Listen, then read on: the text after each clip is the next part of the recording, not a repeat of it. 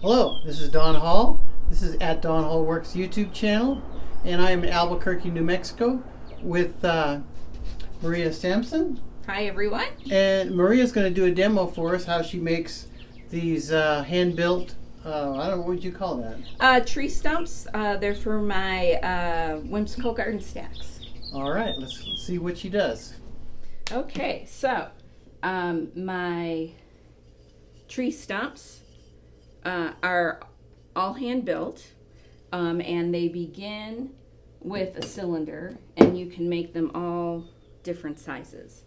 I do not use templates for these because I want them to all be different sizes. So a few tools, your clay, of course.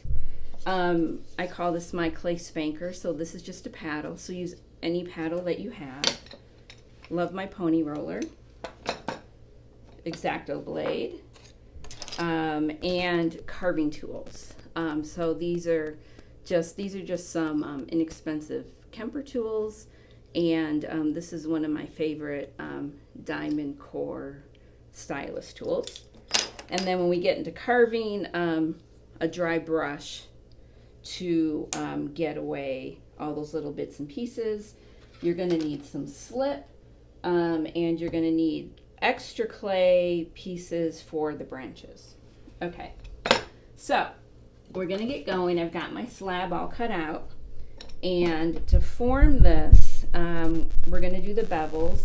I do like the Sturdy Girl bevel cutter, and I use the 60-degree angle. I want to make sure that when I'm putting this together, that my seam is very tight and sealed. I forgot a tool. You're going to need a metal rib. So I'm going to score, and I'm going to slip. Now, what's nice about this process and the way I do this is that you don't have to, the main thing that you have to worry about is that your seam is really together and nice and tight.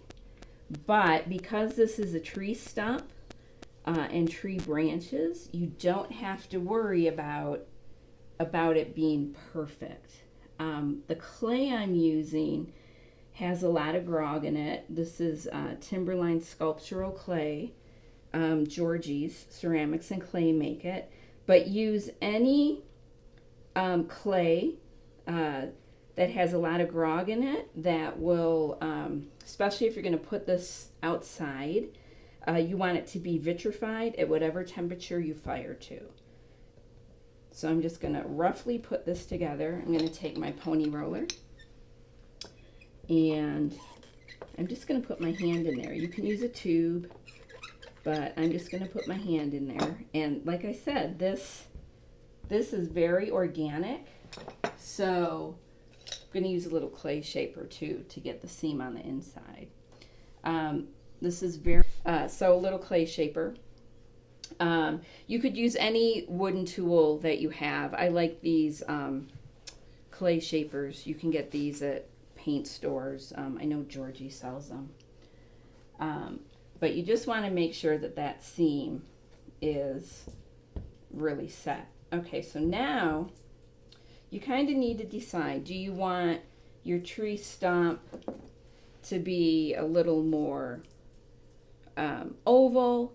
Do you want it to be more on the round shape? I think this one will make a little more oval. And to make the base, you're going to have to seal top and bottom. You can do a couple things. You can use clay cutters. So I have a lot of different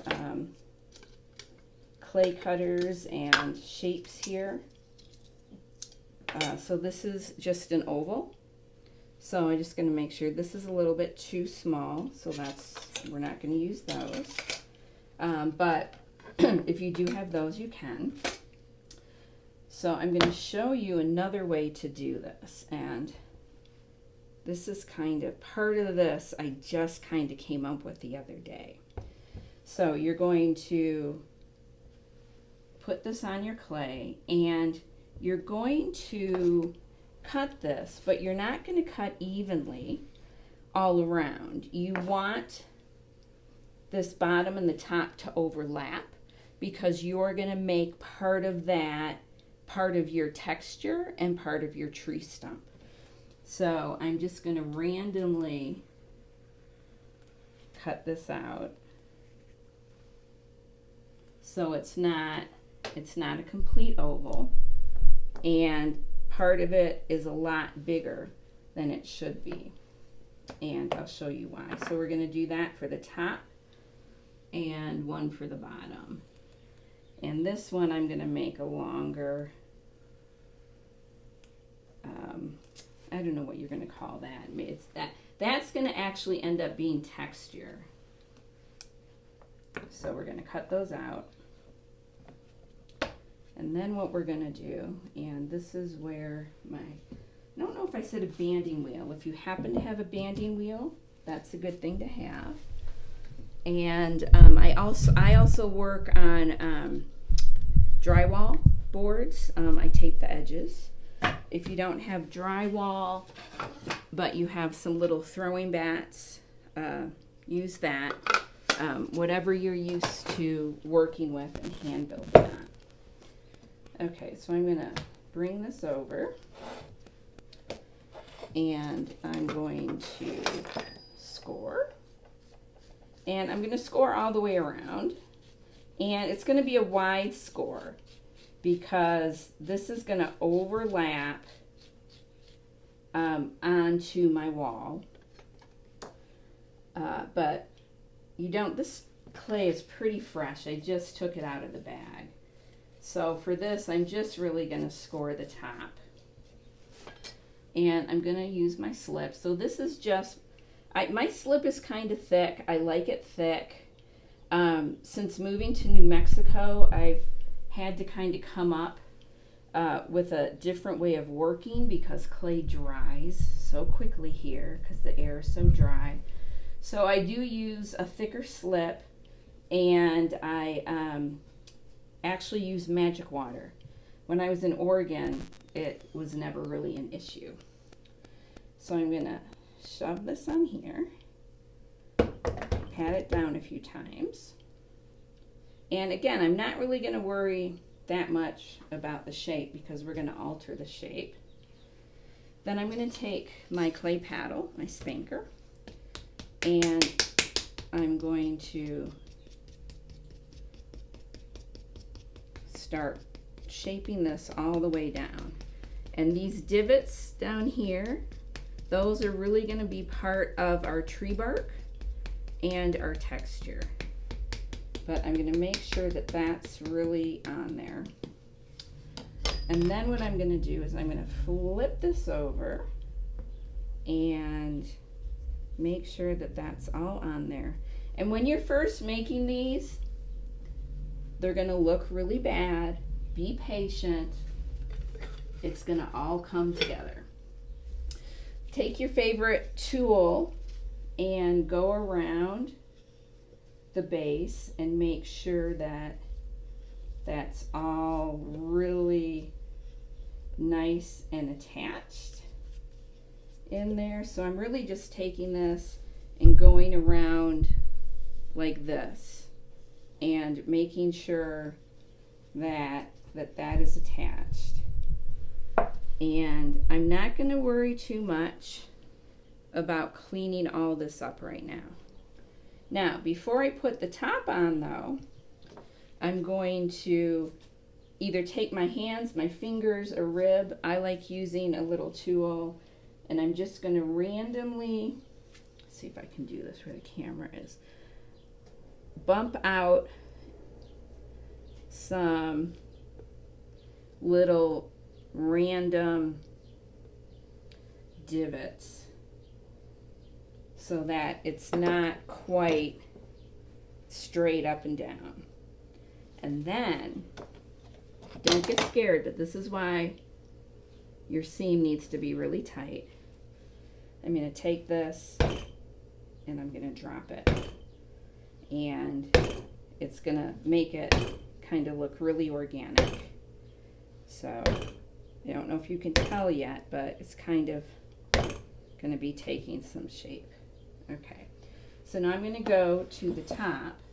I'm going to thin this out a little. My clay, I don't think I mentioned, I rolled my clay 3/8 inch thick, and that's because we're going to be carving into it. So I'm just going to thin out this top a little bit. That bottom is a little thick, but that's okay because we're going to be carving it. Okay, so now I'm going to score this just like I did the other side. And again, these are for garden stacks. And so what I do is I have a hole in the top and the bottom because I'm putting them on a rod. And then something may sit underneath it, and something will definitely sit on top of it. With my garden stacks, my signature is kind of putting birds on everything. So, and that used to be, probably still is, a saying in Portland. It was put a bird on it.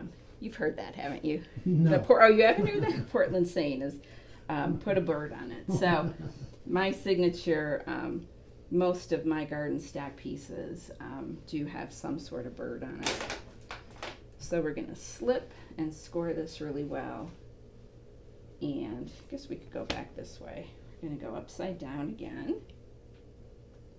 Make sure that's on.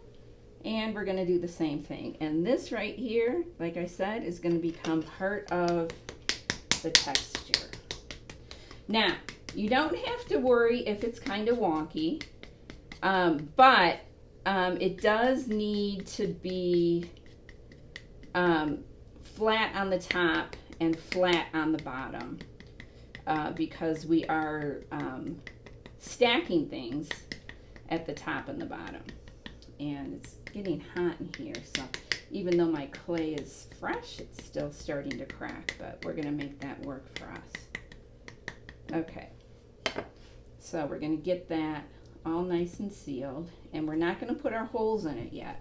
Okay, now the other thing that we're going to do is, I think you can see on this one, with a tree. Go outside, look at your trees, get some branches if you're not quite sure how you're going to do it.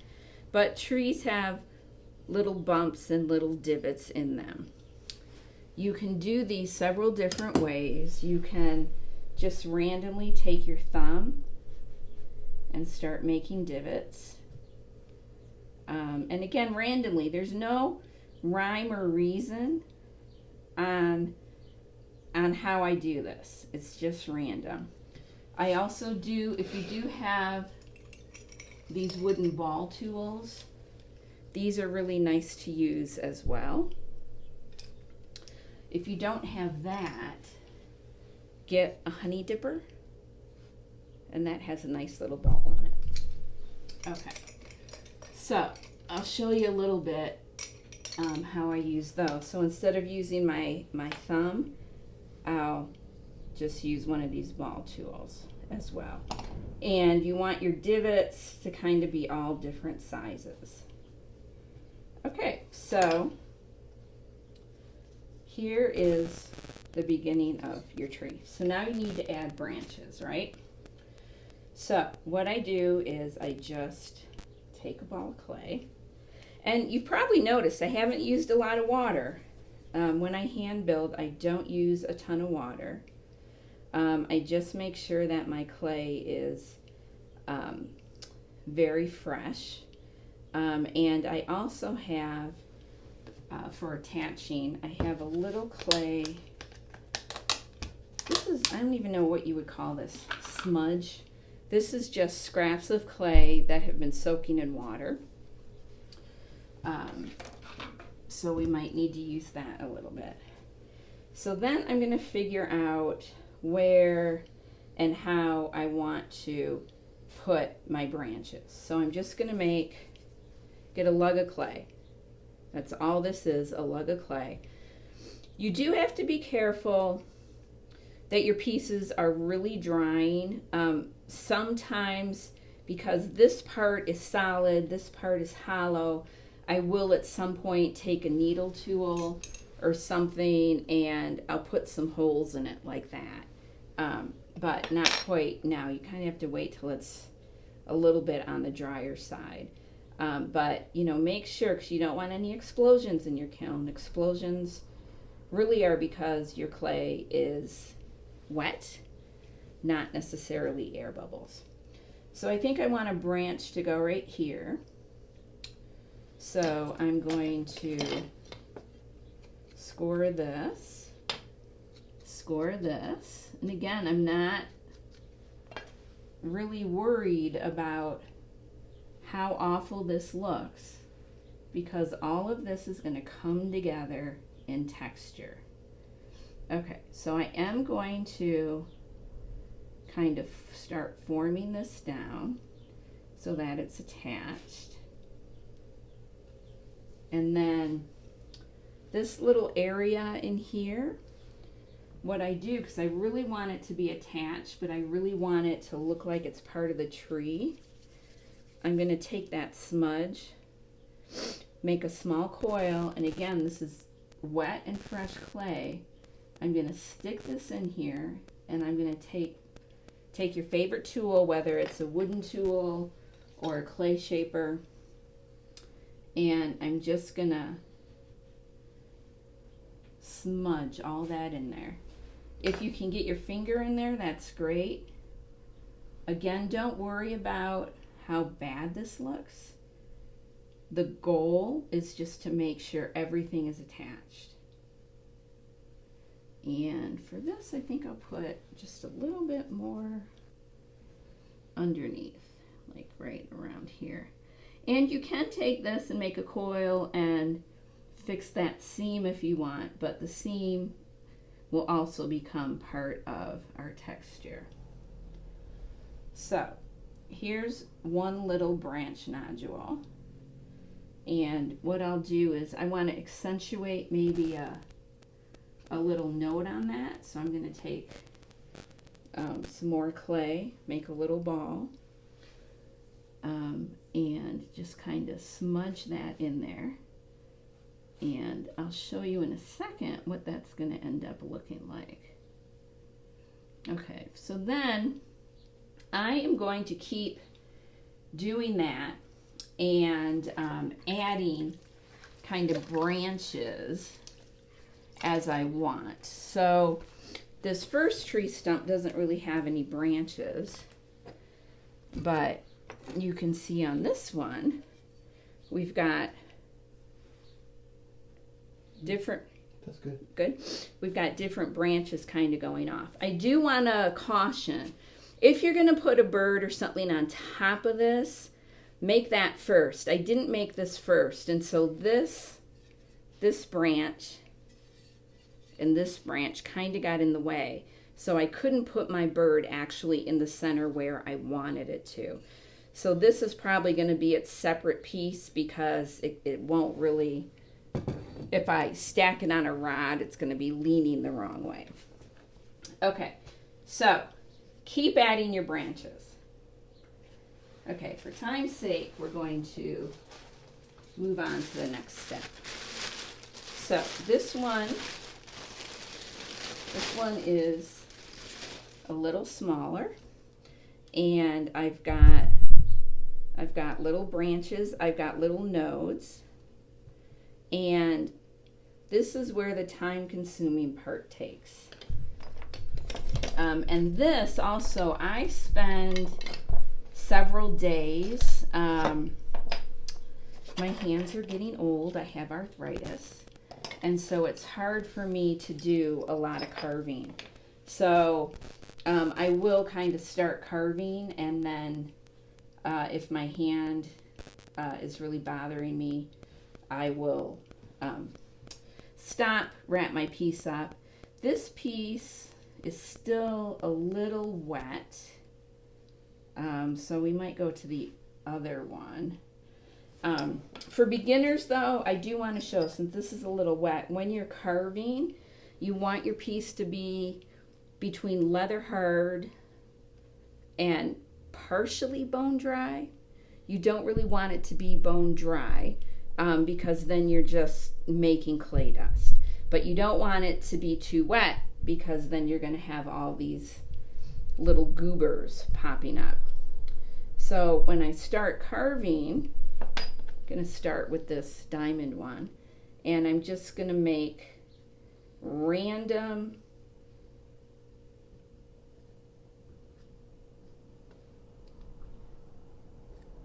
shapes. And again, don't worry. This is actually a good class if you have a lot of students. This is a good class for students, but it will take a couple days because you do need your clay to set up. Then I go with my stylus tool, and I just start, I'm going to use the bigger end. I just start randomly carving, and I don't know if you can actually see all these goobers popping up. I like it to be a little bit drier. That's why I have this brush, but these are kind of sticking. And just kind of start carving around one spot. Now this clay is really forgiving, so if I do happen to carve through all the way through, I can just add a little bit more clay to the mix. And you're just going to keep on carving. This one doesn't have any branches, but it is a little bit drier. So I can kind of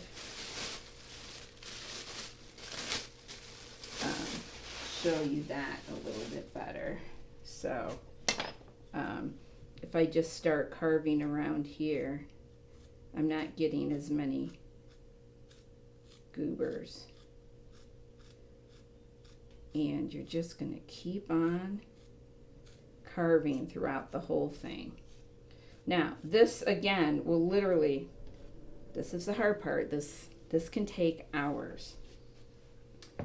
This one I kind of finished up yesterday, and this is what you end up with. And I can still carve on this, so if I see an area, this is actually great carving. So maybe right here, I want to get more, I want more bark texture, and then I can use my brush and I can put that away. And then what I do is I take all my little clay shavings and I put them in a little container, and I use that to make my slip with. And don't forget to carve your top. And don't forget, if it's going to be a stack, put your holes in the top and in the bottom. And what I'll also do, I'll either take a needle tool or a